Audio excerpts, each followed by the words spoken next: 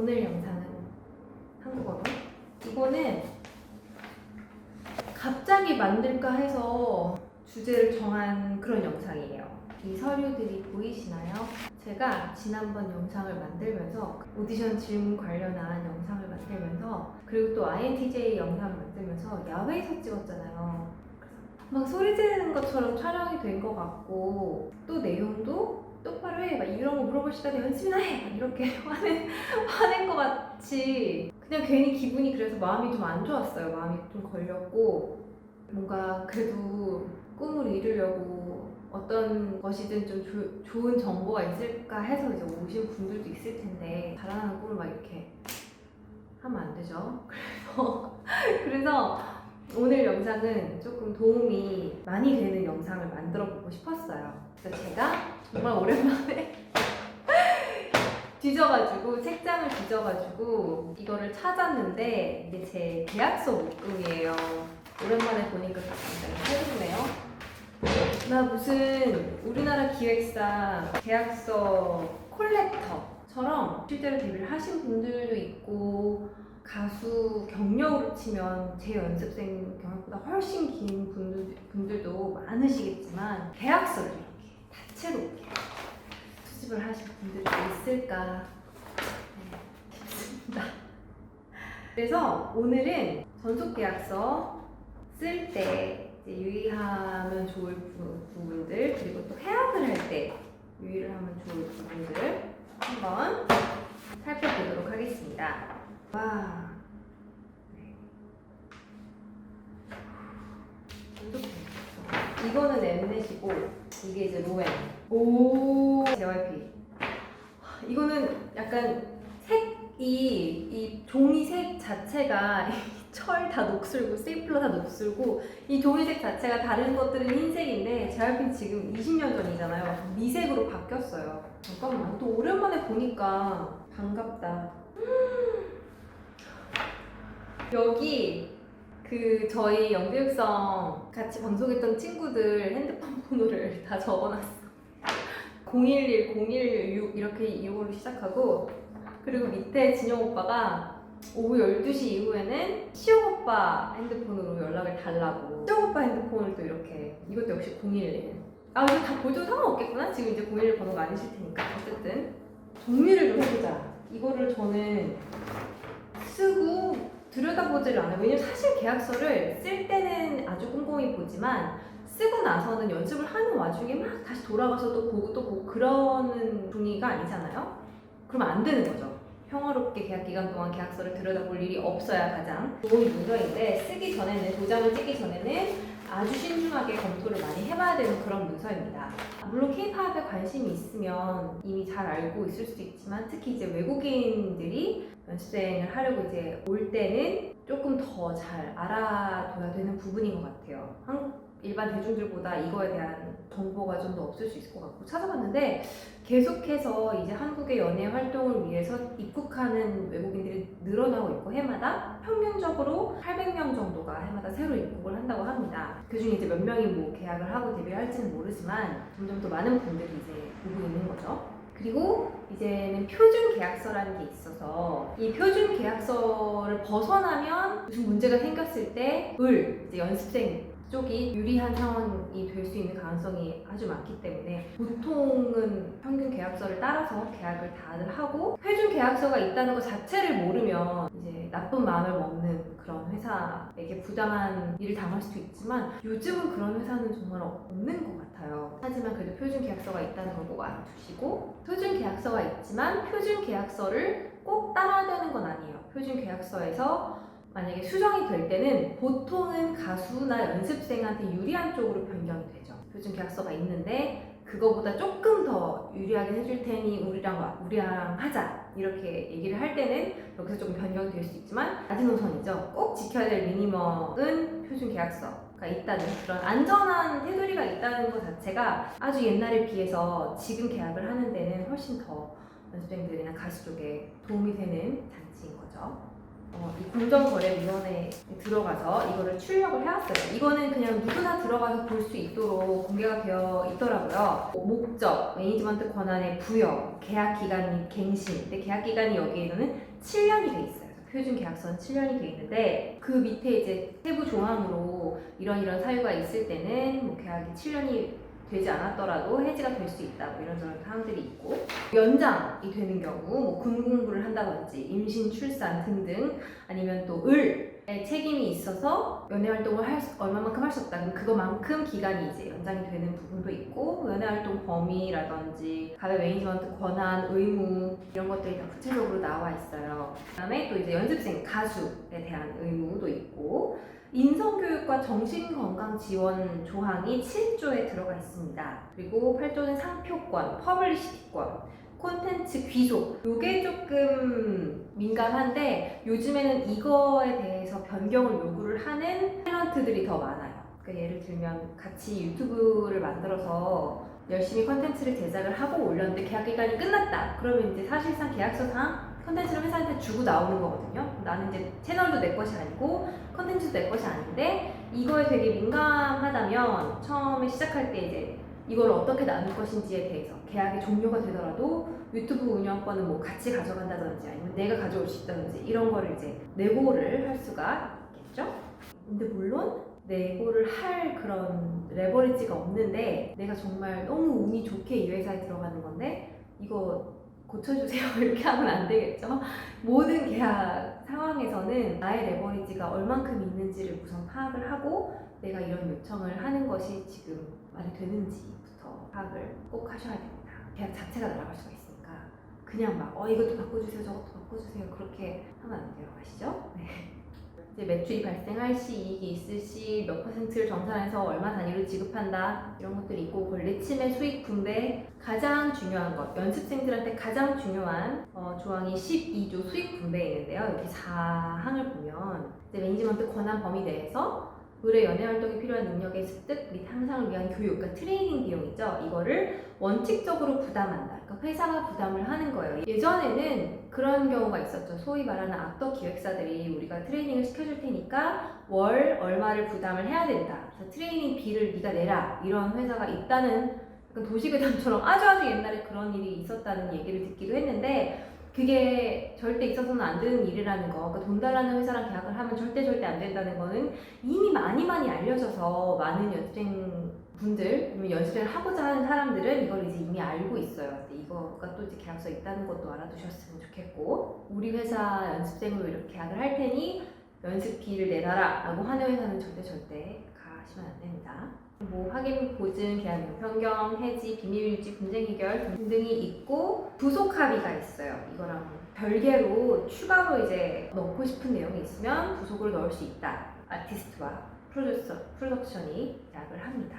이제 전속 계약서고요. 총 12페이지예요. 이거에 대해서 추가로 이제 넣을 부분을 고민을 하고 생각을 하는 것이 이제 중요한데 보통 연습생들은 연습생 계약서를 쓰는 것이 본인의 첫 계약서일 가능성이 가장 높아요. 왜냐하면 보통의 경우, 아주 많은 경우 미성년자이고 밖에서 공사를 하나? 조용할 것 같아서 이 스튜디오를 빌렸는데 제가 정원에서 막 소리 지르던 게 트라우마가 돼가지고 스튜디오를 빌렸는데 소음이 있네요.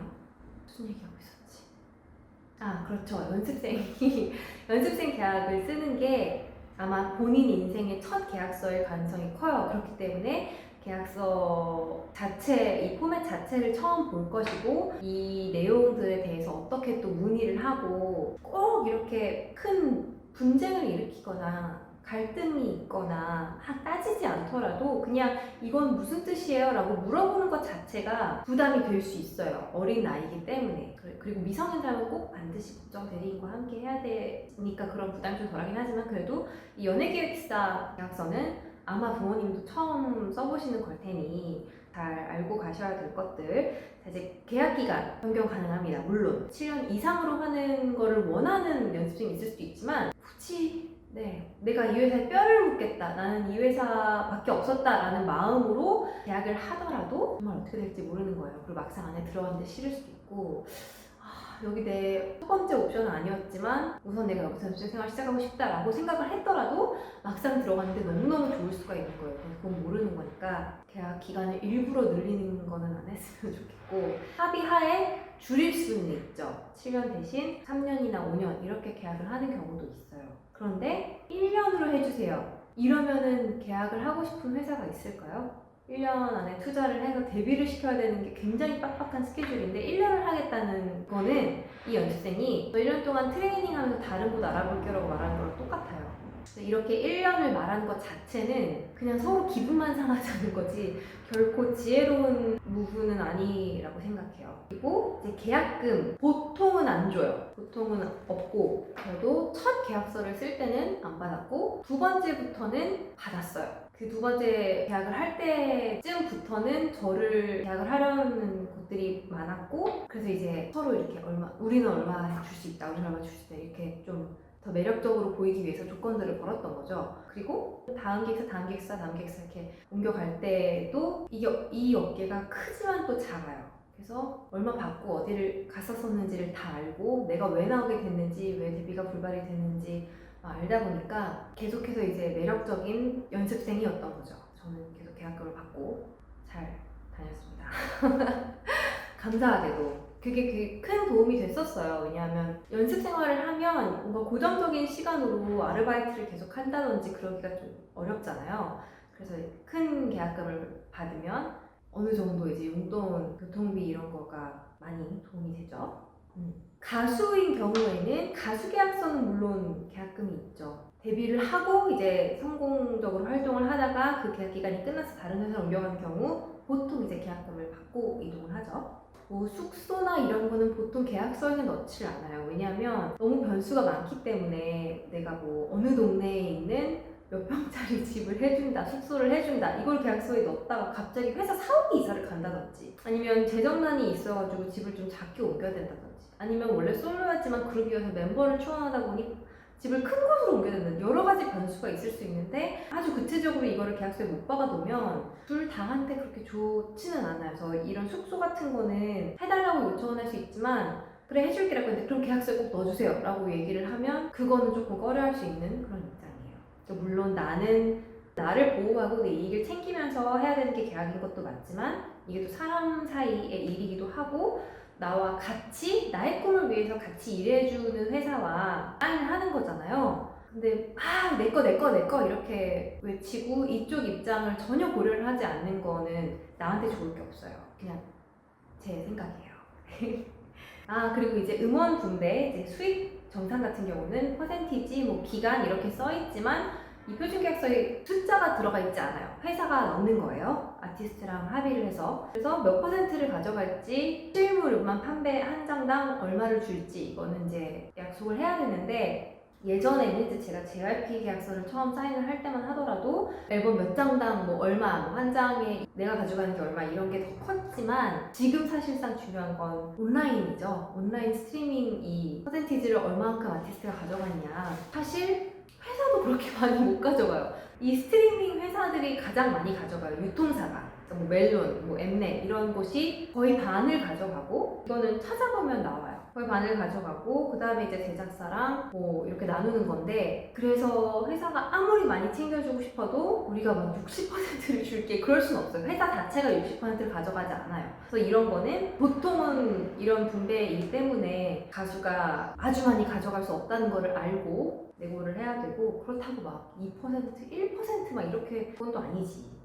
제가 엠넷이랑 계약할 때가 퍼센티지가 이제 중요해지는 시점이었어요. 저는 또 이제 감사하게 좋은 분들과 이제 계약을 하는 거였고, 짬이 찼기 때문에 얘한테 이제 막 이렇게 속여야겠다 뭐 이렇게 생각하시는 분들도 아마 없으셨을 거예요. 되게 친절하게 잘 설명을 해주셨어요. 지금 이제부터는 진아 이게 더 중요해지는 거기 때문에 이거를 네가 잘 알고 있어야 돼 라고 이제 설명을 해주셨고, 그래서 저는 제가 그때 아주 지친, 왜냐면 저는 이제 항상 어느 회사를 가면 100%, 1000%를 하고 난 이제 목숨을 걸고 앨범을 낸다 이러다가 천재지변 같은 이유들로 계속 불발이 되다 보니까, 그래서 제가 회사를 옮기는 그런 그 트랜지션 기간에는 항상 제가 제정신이 아니었어요. 몸과 마음 둘 다 빵점인 상태로 에너지가 완전히 고갈된 상태로 이제 이런 계약 얘기를 하는 상황들이 많았는데, 그래서 그때 이제 엠넷 소속 가수분이 되게 공교롭게 지금도 저랑 같은 그룹 소속이죠. 이효리 씨가 ST 멘터 소속이잖아요. 저는 ST의 스피커 소속이고 엠넷에서 같이 또 소속이었던 적이 있어요. 그리고 유일한 소속 가수가 이효리 씨였고 유일한 연습생이 저였는데, 제가 저를 이제 막 계약을 하려고 하실 때 제가 뭐 어떤 조건들을 원하냐 이렇게 물어봤을 때 다 필요 없고 그냥 이효리 씨랑 똑같은 계약서를 해주세요. 그랬었죠. 그리고 그렇게 해주셨어요. 그래서 지금 이렇게 들춰보면 이 포즈 어디 갔지 얘네? 지금 보면 우와 이거 어떻게 해주셨지? 막 싶은 내용들이 막 있어요. 감사했습니다. 물론 제가 이거를 받지는 못했지만 데뷔를 안 했으니까 감사했어요. 이런 조건으로. 그래서 보통은 이런 조건들이 이제 조정 가능한 그런 조건들이고, 또 제가 가지고 온 그 문화체육관광부 대중문화예술인 표준 전속 계약서는 괄호치고 가수 중심이라고 돼 있어요.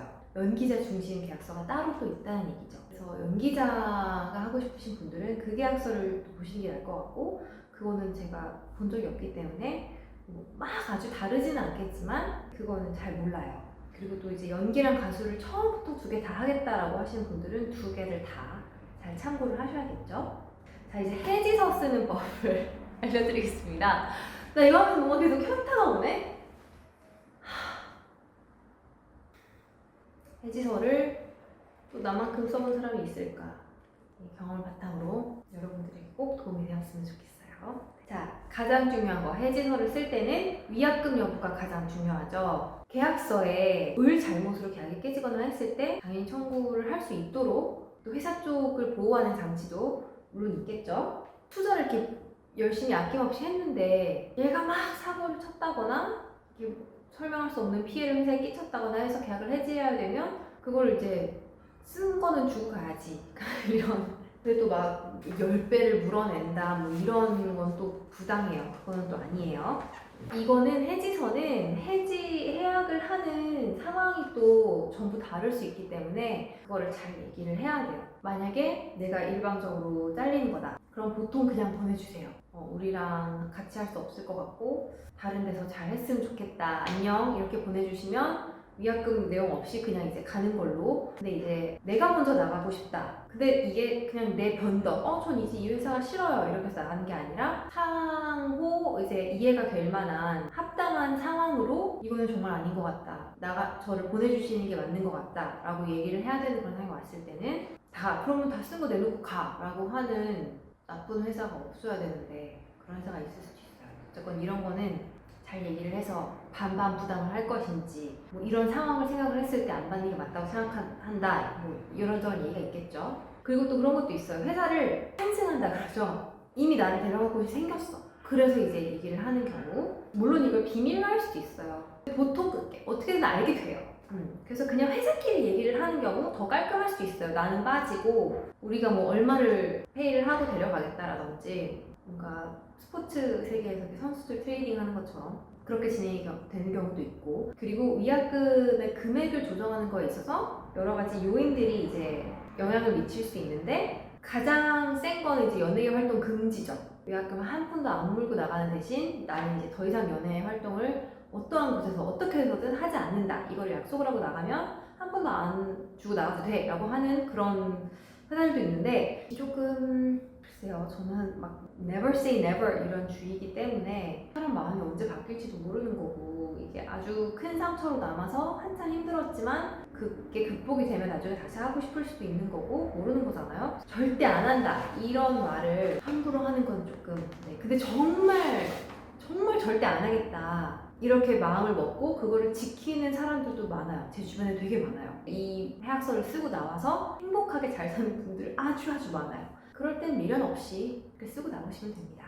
이제 계약 해지서를 쓸 때는 당연히 이제 이 해지서를 씀으로써 서로의 권리와 의무가 무효가 된다는 내용이 들어가야 되고, 효력도 이제 이 사인하는 날 바로 발생한다 이 부분도 들어가야 되고, 서로 손해배상 청구, 물질적 요구 이런 것도 안 해야 된다 이것도 들어가야 되고, 그리고 서로에 대해서 비방하거나 뭐 허위 사실을 유포하거나 하지 않는다 그런 내용이 들어가는 해지서도 있어요.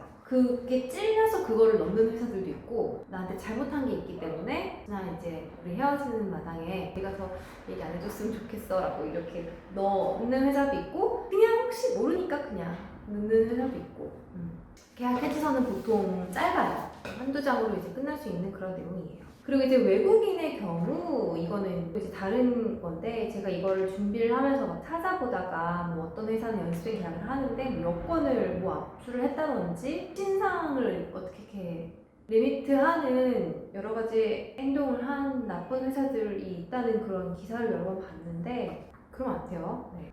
여권 함부로 주지 마세요. 안 돼요.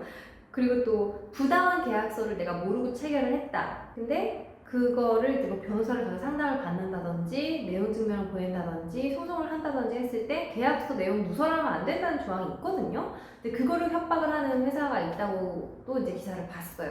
아무리 우리가 잘못을 했어도 네가 우리 서로 누설하지 않기로 한 계약서 내용을 누설했으니 너도 책임 똑같이 있어 라고 이렇게 하는 거 그럴 수 없어요. 잘못된 계약서, 표준계약서 위반을 하고 연수생들을 속여가지고 이렇게 계약을 했으면 재판을 가도 연수생이 승소를 합니다. 사례를 봤어요. 그러니까 혹시라도 부당하게 계약을 하셨으면 하루빨리 풀 방법을 찾으시길 바랍니다. 또 이제 제가 높아지면 얘기를 하는 건데 저는 개별적인 법무 상담을 해드릴 수 없고 그럴 지식이 없고 법은 당연히 전문가와 상의를 하는 게 맞습니다. 혹시 문제가 있으시면 하루빨리 도움을 찾으시기를 바라고요. 오늘은 여기까지. 와 진짜 많다.